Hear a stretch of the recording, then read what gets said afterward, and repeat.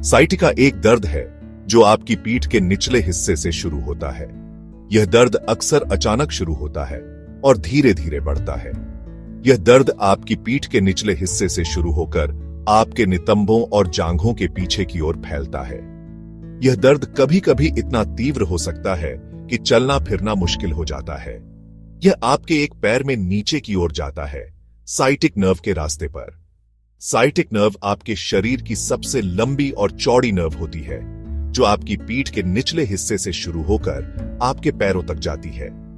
यह नर्व आपके पैरों और निचले हिस्से के मांसपेशियों को नियंत्रित करती है। यह नर्व आपके शरीर में सबसे बड़ी होती है। यह नर्व आपके पैरों और निचले हिस्से के मांसपेशियों को नियंत्रित करती है और संवेदनाओं को भी महसूस कराती है। यह नर्व आपके शरीर के निचले हिस्से में महत्वपूर्ण भूमिका निभाती है। जब यह इरिटेटेड या कंप्रेस्ड हो जाती है तो दर्द, सुन्नपन या झुनझुनाहट होती है। यह स्थिति अक्सर हर्निएटेड डिस्क, बोन स्पर या स्पाइनल स्टेनोसिस के कारण होती है। यह दर्द कभी कभी इतना तीव्र हो सकता है कि चलना फिरना मुश्किल हो जाता है। दर्द तेज, शूटिंग या जलती हुई पीड़ा जैसा हो सकता है। यह दर्द कभी कभी इतना तीव्र हो सकता है कि चलना फिरना मुश्किल हो जाता है। यह दर्द आपके दैनिक जीवन को प्रभावित कर सकता है। कभी कभी आपको अपने पैर या पंजे में कमजोरी भी महसूस हो सकती है। यह कमजोरी आपके दैनिक कार्यों को प्रभावित कर सकती है और आपको फिजियोथेरेपी या अन्य उपचार की आवश्यकता हो सकती है। सही उपचार से आप इस दर्द से राहत पा सकते हैं और अपने जीवन को सामान्य बना सकते हैं।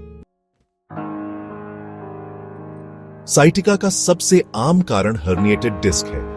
यह तब होता है जब रीढ़ की हड्डी के बीच स्थित डिस्क्स में से एक फट जाती है या खिसक जाती है, जिससे इसके नरम केंद्र का एक हिस्सा बाहर निकल आता है। यह स्थिति अक्सर अचानक या भारी उठाने, मोड़ने या गिरने के कारण हो सकती है। अपनी रीढ़ की हड्डी में डिस्क्स को वर्टेब्रे के बीच कुशन्स की तरह समझें। ये कुशन झटकों को अवशोषित करने और रीढ़ की हड्डी को लचीला बनाए रखने में मदद करते हैं। जब ये कुशन्स क्षतिग्रस्त हो जाते हैं तो वे अपनी कार्यक्षमता खो सकते हैं और दर्द का कारण बन सकते हैं। जब एक डिस्क हर्निएट्स होती है तो इसका नरम केंद्र बाहरी परत से बाहर निकल जाता है। यह स्थिति दर्द और असुविधा का कारण बन सकती है, खासकर जब यह नसों पर दबाव डालती है। यह दबाव अक्सर निचले हिस्से में होता है, लेकिन यह शरीर के अन्य हिस्सों में भी फैल सकता है। यह सियाटिक नर्व पर दबाव डाल सकता है। सियाटिक नर्व शरीर की सबसे लंबी नस है जो कमर से पैरों तक जाती है। जब इस पर दबाव पड़ता है तो यह तीव्र दर्द, झुनझुनी और सुन्नता का कारण बन सकता है। यह दर्द अक्सर एक पैर में अधिक महसूस होता है और चलने फिरने में कठिनाई पैदा कर सकता है। अन्य कारणों में स्पाइनल स्टेनोसिस शामिल है, जो स्पाइनल कैनाल का संकुचित होना है, बोन स्पर्स और मसल स्पैज़म्स। स्पाइनल स्टेनोसिस तब होता है जब रीढ़ की हड्डी की नहर संकीर्ण हो जाती है, जिससे नसों पर दबाव पड़ता है। बोन स्पर्स हड्डियों के किनारों पर उभरते हैं और मसल स्पैज़म्स मांसपेशियों के अचानक और अनैच्छिक संकुचन होते हैं। ये सभी स्थितियां मिलकर साइटिका के लक्षणों को बढ़ा सकती हैं। साइटिका का इलाज कारण और गंभीरता पर निर्भर करता है। ओवर द काउंटर दर्द निवारक सूजन को कम करने में मदद कर सकते हैं। आपका डॉक्टर फिजिकल थेरेपी की भी सलाह दे सकता है। कुछ मामलों में मसल रिलैक्सेंट्स या कॉर्टिकोस्टेरॉइड्स जैसी तेज दवाइयां दी जा सकती हैं। अगर बाकी इलाज काम नहीं करते हैं तो सर्जरी एक विकल्प हो सकती है। गैप 3S साइटिका के इलाज में खाने पीने का भी बड़ा रोल होता है। हेल्दी खाना खाने से सूजन कम होती है और बॉडी को जरूरी पोषण मिलता है। एंटी इन्फ्लेमेटरी फूड्स जैसे फल, सब्जियां और ओमेगा 3 फैटी एसिड वाली चीजें साइटिका के दर्द में आराम दे सकती है। इसके अलावा विटामिन डी और कैल्शियम से भरपूर खाना हड्डियों को मजबूत बनाता है। फल और सब्जियों में जो एंटीऑक्सीडेंट्स और विटामिन होते हैं वो आपके शरीर की सूजन कम करने में मदद करते हैं। मछली, अखरोट और अलसी के बीज, इनमें ओमेगा 3 फैटी एसिड होता है। ये सूजन कम करने और बॉडी को जरूरी पोषण देने के लिए बहुत अच्छे होते हैं। विटामिन डी और कैल्शियम वाली चीजें जैसे दूध, दही और हरी पत्तेदार सब्जियां आपकी हड्डियों को मजबूत बनाती हैं। इससे हड्डियां तो स्ट्रांग होती ही हैं, साथ ही मसल्स को भी जरूरी पोषण मिलता है, जिससे वो जल्दी ठीक हो जाती है। तो बैलेंस्ड और पोषक तत्वों से भरपूर खाना साइटिका के दर्द से आराम पाने के लिए बहुत जरूरी है। डाइट और एक्सरसाइज के अलावा साइटिका के दर्द को मैनेज करने में अल्टरनेटिव थेरेपीज बहुत इंपॉर्टेंट रोल प्ले करती हैं। ये थेरेपीज दर्द से राहत पाने के लिए होलिस्टिक अप्रोच देती है और ट्रेडिशनल ट्रीटमेंट्स के साथ साथ चल सकती है। एक्यूपंक्चर एक ऐसी थेरेपी है जिसके साइटिका के मरीजों के लिए अच्छे रिजल्ट्स देखे गए हैं। शरीर के कुछ खास पॉइंट्स पर पतली सुइयां चुभोकर एक्यूपंक्चर तनाव कम करने और ब्लड फ्लो बेहतर करने में मदद कर सकता है, जिससे दर्द में आराम मिलता है। कायरोप्रैक्टिक एडजस्टमेंट्स एक और पॉपुलर अल्टरनेटिव थेरेपी है। कायरोप्रैक्टर्स कंट्रोल्ड और अचानक फोर्स लगाकर स्पाइनल अलाइनमेंट ठीक करते हैं, जिससे नर्व इरिटेशन कम होती है और फंक्शन बेहतर होता है। कई लोगों को रेगुलर कायरोप्रैक्टिक केयर से साइटिका के लक्षणों में काफी आराम मिलता है। मसाज थेरेपी भी बहुत असरदार हो सकती है।